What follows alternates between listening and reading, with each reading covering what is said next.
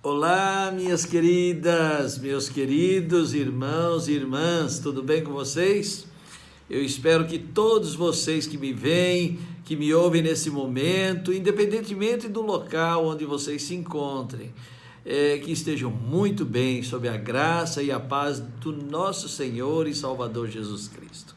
Eu sei que muitos participam da aula na hora tradicional da escola dominical, né? Todo domingo de manhã, por volta das 9h30, mas outros durante o próprio domingo, né? Muitos estão na igreja, estão participando da escola dominical presencial e depois assistem a nossa aula posteriormente, ainda no domingo. Mas eu sei que também muitos outros fazem isso durante a semana. Não importa, o que importa é que nós estamos juntos agora, não importa o horário, não importa o dia, tá bem? Seja bem-vinda, seja bem-vindo, nós estamos aqui para aprender um pouco mais da palavra de Deus, que é o nosso alimento espiritual, certo?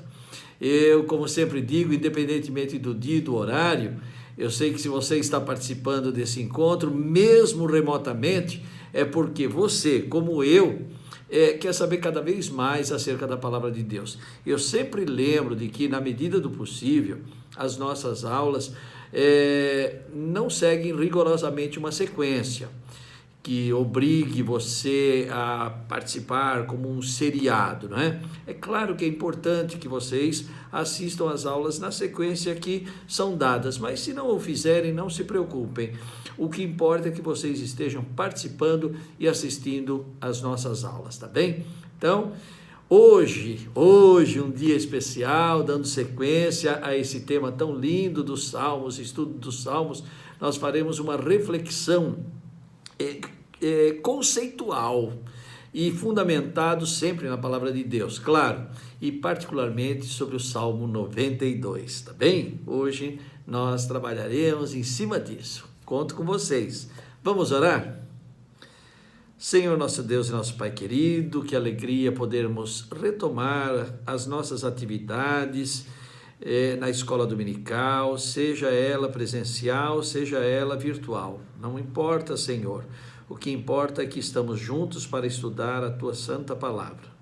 Obrigado por esse momento especial e te pedimos para que nos ilumine, para que o Teu Santo Espírito esteja na nossa mente, nos nossos corações, para externarmos a Tua vontade e também recebermos aquilo que Tu desejas para as nossas práticas, para o nosso dia a dia. Abençoa este momento e todos os momentos de nossa vida. É no nome santo de Jesus que nós te pedimos e te agradecemos. Amém. Amém? Muito bem. Bom, eu antes de iniciar propriamente essa reflexão sobre o Salmo 92, eu quero refletir com vocês sobre a importância que o cristão deve dar aos conceitos. Mais importante no nosso dia a dia, de conhecermos palavras novas e termos um vocabulário muito amplo, não é? Nós precisamos, mais ainda do que saber o significado daquela palavra, precisamos assimilar o conceito ligado a esta palavra. Porque, veja bem, o que acontece é que os idiomas são muitos, nós sabemos. Nós falamos a língua portuguesa e mesmo assim nós falamos o português praticado no Brasil.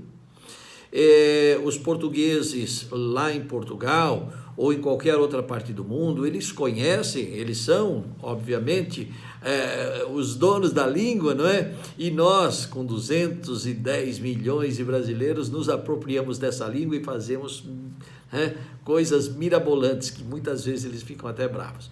Mas veja, por mais que a gente queira, as línguas elas possuem uma quantidade limitada de vocábulos. E quando nós fazemos as traduções, elas nem sempre se encaixam. Por quê?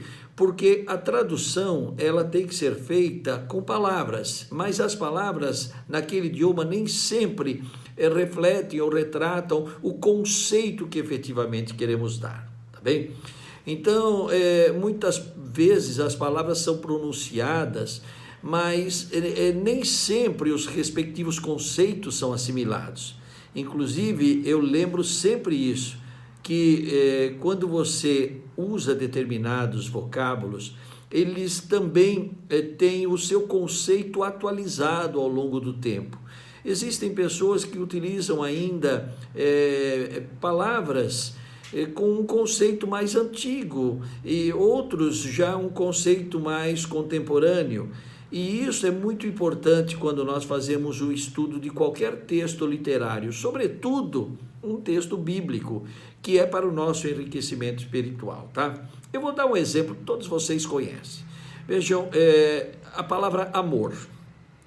Nós sabemos que nós temos uma palavra, amor, que é usada em diversos contextos no nosso dia a dia. E em português nós só temos esta palavra para externar diferentes sentimentos que os gregos, por exemplo, faziam pelo menos por meio de 4 vocábulos. Existem outros vocábulos ainda que poderiam ser trazidos, mas nós vamos nos prender a 4 vocábulos. Por exemplo, nós no grego, quando você fala em amor fraternal, nós falamos amor, amor fraternal, tá certo? Então, quando você fala em amor fraternal, você não usa a palavra amor, você usa a palavra storgé. Storgé reflete o sentimento do amor fraternal. É um sentimento que se adquire pela convivência. E quando eu digo amor fraternal, pode ser o amor fraternal consanguíneo, mas pode ser também o amor fraternal dos nossos amigos mais próximos, na igreja, no trabalho, que nós consideramos como irmãos. Ora, esse relacionamento, esse sentimento, ele vem em cima de uma prática. Muitas vezes nós aprimoramos isso e ele avança. Às vezes nós nos decepcionamos com aquela pessoa e este amor fraternal ou diminui e às vezes até desaparece. Você fala assim, não gosto mais daquela pessoa, puxa vida, que decepção. Bom, este é um amor que pode acabar. Nós temos também um outro sentimento, que é o sentimento da amizade, não é? No latim, a palavra amizade e a palavra amor têm a mesma raiz. Veja que essa pobreza nesse sentido de vocábulos nos traz alguma dificuldade para assimilarmos o conceito. Então, quando você, por exemplo, em grego se refere a uma amizade, quando você se refere a um gosto, você usa a palavra filia ou filéu. Daí vem, por exemplo, filosofia, gosto, né, do saber ou pelo saber, amizade, amigo do saber. Você tem filantropia, você, veja, é alguém que está fazendo aquilo também, está se doando e o faz também com gosto, pela amizade. E você tem orquestra filarmônica, é uma orquestra, originalmente a orquestra filarmônica, ela surgiu entre amigos. Então, este amor filia ou amor filéu, também ele pode crescer, pode diminuir, às vezes desaparece. Você tem lá um amigo que também te decepciona e ele acaba se afastando. Veja, é um outro amor que também pode terminar. Nós temos uma outra palavra, um outro vocábulo grego, que é eros, que é o amor que nós sentimos por uma atração física, por uma beleza física. Então, nós temos aí outras palavras que se originam, como erótico, erotismo. Então, este amor eros também é um amor que pode crescer, pode diminuir e pode morrer. Então, nós não temos as palavras para esses amores. Então, aqui em português nós falamos tudo amor. Lembra-se da propaganda lá do McDonald's, né, por exemplo? Eu amo muito tudo isso. O que é isso? Na verdade, é o amor filia, é o gosto daquele sanduíche, daquele fast food, enfim, é um gosto que pode desaparecer. De repente você não gosta mais. Então, é assim. Mas existe um quarto vocábulo no grego, que é o ágape, que é o que nós chamamos de amor incondicional. É aquele amor que nós sentimos independentemente de qualquer interesse. E este é o amor que nós entendemos ser o amor de Deus. Deus nos ama independentemente da forma e do que somos. É um amor incondicional. Quando nós realmente sentimos o ágape, sentimos este amor incondicional, este é o amor que nunca acaba. Este é o amor que nunca acaba. Então, como a gente vê, pela falta dos vocábulos específicos na língua portuguesa, nós acabamos usando a palavra amor para todos esses sentimentos. Ou então, frases compostas, como eu fiz agora, amor fraternal, amizade, enfim, para a gente tentar compartilhar esses respectivos conceitos. Agora, quando nós falamos do amor, aquele amor mencionado na primeira carta do apóstolo Paulo aos Coríntios, lá no capítulo 13, nós falamos do ágape, o amor incondicional, o amor de Deus, como eu disse há pouco. Então, quando o apóstolo Paulo diz do amor que nunca acaba, lembre-se, este amor é o ágape, o amor incondicional. Os outros amores, então, podem acabar, podem crescer, podem diminuir, tá bem? Vamos lembrar de 3 versículos do capítulo 13 da primeira carta de Paulo aos Coríntios. Vamos lembrar? Vejam aí, acompanhem comigo.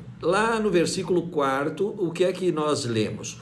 O amor é paciente, é benigno, o amor não arde em ciúme, não se ufana, não se ensoberbece, não se conduz inconvenientemente, não procura os seus interesses, não se exaspera, não se ressente do mal, não se alegra com a injustiça, mas regozija-se com a verdade.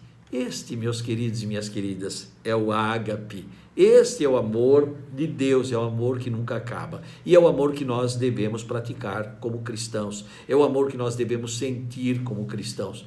Por isso, é algo que não é fácil, não é? Vocês sabem disso. Bom, então vejam, como eu disse, mais do que o significado da palavra amor, nós devemos assimilar este conceito de amor. Então esse é apenas um exemplo, mas eu posso citar tantos outros. Vou citar, por exemplo, o verbo ser e o verbo estar. Nós vamos precisar disso aqui para entendermos o título, e mais que o título, o conteúdo da nossa aula de hoje, tá bem? Então, vejamos, esses 2 verbos que nós chamamos de verbos de ligação, dentre outros que existem, eles não são os únicos na língua portuguesa, eles traduzem conceitos distintos. Lembre-se, ser não é a mesma coisa de estar. Quando eu digo que estou ou que alguém está, nós nos referimos a um local ou a um sentimento íntimo, tá bem? Por exemplo, eu posso falar, eu estou em São Paulo, eu estou no Rio de Janeiro, eu estou na minha casa, eu estou em tal lugar. Ou então eu posso dizer, olha, fulano está aqui, fulano está ali, fulano está na cidade tal. Tá bem? Então, nós estamos falando de um local. Mas também eu posso falar de um sentimento íntimo. Por exemplo, eu posso dizer, eu estou com frio. Eu posso dizer, eu estou com medo. Então, é um sentimento. Eu uso o verbo estar. No caso do verbo ser, nós tratamos de uma característica de um indivíduo, de um animal, ou mesmo de um objeto. Por exemplo, eu posso falar, eu sou bondoso, eu sou ciumento, fulano é bom, fulano é alto. Vocês estão vendo? Eu estou usando o verbo ser. Então, fulano é bonito, é uma pessoa. Mas eu posso dizer, a árvore é alta, já é um vegetal, não é um ser humano. Eu posso dizer, o cachorro é branco. Eu posso dizer, a caixa é bonita, eu posso dizer a caixa é alta, é um objeto. Então, eu estou falando de uma característica dessa pessoa, desse animal, desta planta, desse objeto. Então, eu uso o verbo ser. Então, como eu posso dizer aqui com vocês, posso compartilhar e forçar você a pensar como eu, que ser e estar não significam a mesma coisa. Por isso, esses verbos referem-se a conceitos distintos. Vamos repetir? Ser é diferente de estar. Particularmente, no caso de um sentimento, nós utilizamos o verbo ser quando nos referimos a um estado constante, a um estado perene ou até inalterado. Então, por exemplo, eu posso dizer eu sou bom, eu posso dizer eu sou mau, eu posso dizer eu sou ansioso, eu posso dizer eu sou calmo. Vocês estão percebendo? Esse é um sentimento temporário ou não? É um conceito perene. Quando eu digo que eu sou bom, eu não sou bom só um tempinho, eu sou bom sempre. Ou então eu não sou bom, eu sou mau. E sou mau sempre. Quando eu digo que eu sou ansioso sempre e não só um pouquinho. Ou então eu sou calmo, tá certo? Então esse sentimento é temporário? Não, não é um sentimento temporário, é um sentimento perene. Agora, um sentimento temporário que ocorre num curto intervalo de tempo, usa-se o verbo estar. Por exemplo, eu digo, eu estou bem. Isso não significa que eu estou sempre bem. Eu estou bem agora. Eu estou mal. Isso não significa que eu estou sempre mal. Eu estou mal agora. É um curto intervalo de tempo. Eu estou com medo. Ou então eu não estou com medo. Vocês estão percebendo que são conceitos distintos e que a gente usa o verbo ser quando é sempre que acontece e o verbo estar quando ocorre num tempo curto, tá? Então, por exemplo, vamos pensar um pouquinho, vamos refletir junto. Quando eu digo assim, eu estou com medo, não significa necessariamente que eu sou medroso. Se eu estou com medo, é agora. Agora, se eu sou medroso, é sempre. Estão percebendo? Então, quando eu digo eu estou com medo, é temporário. Eu sou medroso, é constante, é uma característica minha. Então, gente, eu poderia passar aqui o dia inteiro falando isso com vocês, mas o nosso tempo é curto e a gente tem que se restringir a alguns sentimentos ligados diretamente ao Salmo 92. Nós viemos aqui para quê? Para estudar o Salmo 92, certo? Então, eu vou falar agora de 3 vocábulos que estão muito ligados a 3 conceitos que para nós são vitais para entender a mensagem do Salmo 92. Bem, quais são? Vamos ver aí.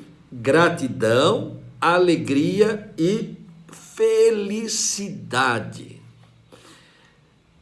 A rigor, gente, nesse salmo, a palavra felicidade ela não aparece. Se você ler o Salmo 92 inteirinho, não aparece a palavra felicidade. Mas por que eu destaquei nesse momento? Porque é muito comum as pessoas confundirem alegria com felicidade. E alegria e felicidade não são a mesma coisa. Tá bem? E veja que o Salmo fala em alegria, não fala em felicidade. Então, para a gente entender bem a mensagem do Salmo 92, é importante não só entender o significado de certas palavras, mas, sobretudo, assimilar esses conceitos, tá? Eu sei exatamente, eu entendo o que é alegria, eu entendo o que é felicidade, eu sei que as duas coisas são diferentes, eu sei que não, essas palavras não são sinônimos, que esses conceitos são distintos. Nós vamos ter que entender por quê. Porque a palavra felicidade, embora não esteja escrita no texto, ela está subliminarmente implícita. E aí nós vamos pensar bastante juntos daqui a pouquinho. Bom, gratidão, alegria e felicidade. Agora, sabe uma coisa que eu gosto? Vocês que já assistem muitas aulas minhas, eu gosto de ficar trabalhando com as palavras que nós usamos. Por quê? Mais uma vez, eu reitero aqui a importância do conceito. Vamos começar, então, por uma briguinha aí entre alguns estudiosos. Algumas pessoas chamam este livro de 150 capítulos, que nós conhecemos muito bem, de livro de Salmos, livro de Salmos. Outras pessoas chamam de livro dos Salmos. Eu sei que talvez a gente nem precisaria discutir isso, mas é muito importante. É muito importante porque nós precisamos entender que a Bíblia que nós recebemos é a palavra de Deus como nós a conhecemos. E essa palavra de Deus para nós, ela é realmente a verdade absoluta. É a única verdade que nós conhecemos, que não tem nenhuma contestação, portanto, é a verdade absoluta. Nós sabemos que esta Bíblia, como nós a conhecemos hoje, ela sofreu muitas mudanças ao longo do tempo para chegar nesse ponto. E nós chamamos a versão final trazida para nós de a palavra canonizada ou cânone bíblico, tá certo? E ele está encerrado. Então vamos pensar um pouquinho. Quando eu uso livro de Salmos, eu estou usando a preposição de. Quando eu uso a preposição de, significa o seguinte, que pode existir outros. Livro de Salmos, então pode existir outros salmos. Quando eu uso a contração da preposição de mais os, aí vira dos ou dos, não é? Quando eu digo livro dos Salmos, está implícito aí o conceito de que não existem outros salmos. Esses são todos os salmos que foram canonizados. Portanto, este é o livro dos Salmos. Se existem outros, não são considerados inspirados, portanto, não fazem parte da Bíblia. Então, eu, particularmente, considerando que o cânone bíblico já está encerrado, parece que nós não temos discussões maiores. O melhor título, segundo a minha reflexão, a minha leitura, a minha interpretação, é Livro dos Salmos. Agora, isso aí dá pano para manga, como se diz no dia a dia, né? Rendem debates enormes. Então, nós também podemos deixar isso marcado, um dia talvez a gente volte a estudar. Então, vamos pensar na palavra salmo, só na palavra salmo. Quando a gente estuda qualquer salmo, outros conceitos devem ser assimilados antecipadamente. Eu disse isso agora há pouco. Mas o primeiro de todos é o próprio conceito de salmo. Você sabe o que significa salmo? Você entende o que significa salmo? Então, eu tenho que lembrar o seguinte, que eu estou falando da palavra salmo, e neste Salmo 92, eu falo em gratidão, em alegria e em felicidade. Então veja, eu estou falando do conceito de salmo, do conceito de gratidão, do conceito de alegria, do conceito de felicidade, para a gente poder entender o Salmo 92. Confuso? Você acha que é confuso? De fato, se você tiver alguma dificuldade, pare, volte o nosso filminho aí, volte à aula, você tem essa oportunidade. Na aula presencial fica mais difícil, né? Mas nessa aula dá para fazer. Você volta e revê tudo isso, e qualquer coisa, saibam que vocês têm meu e-mail. É só mandar uma mensagem e eu compartilho com vocês com todo carinho e com todo o amor, ágape, tá bem?